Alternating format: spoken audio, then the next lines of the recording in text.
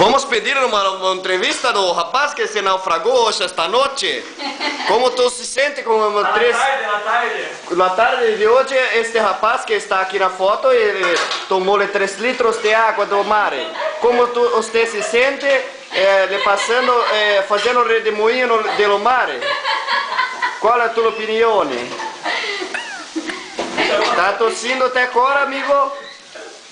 O salva-vida é eficiente, não?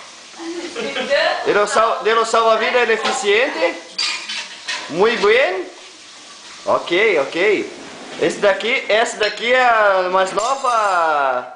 Como fala aquilo? Mais nova. Como chama aquele de fazer negócio no cabelo? Riponga. Esta é hippie. Isto, hippie. Esta menina, ela vende pulseiras, tá?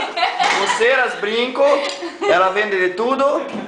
E agora nós vamos ver o Kiko se matando ali para cortar o nosso rango. Sim, isto.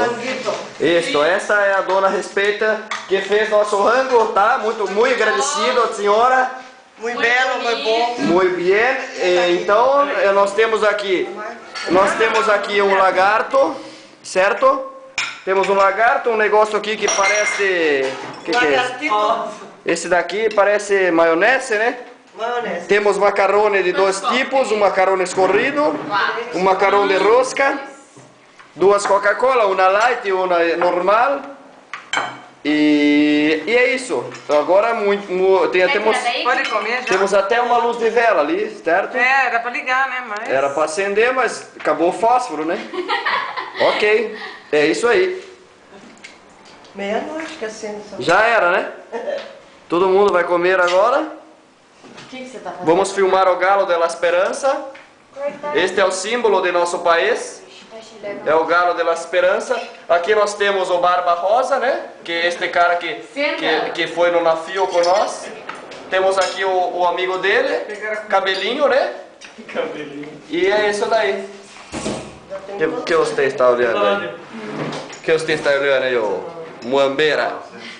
Tu era uma Vem agora, venha, depois você vende o vídeo. Tu és uma muambeira, nós estamos aqui vendendo. Depois dessa viagem, nós teremos um CD vendendo. O CD estará disponível por R$35, tá? É 60. Não, 60 é o vídeo completo, com fotos. É só do vídeo do jantar seria R$35, ok? Dê uma opinião, Náufrago. Você acha que o preço está bom? Ok, Náufrago está meio tímido hoje, tomou muita água, a água deixou ele meio cabisbaixo. Ok, já era.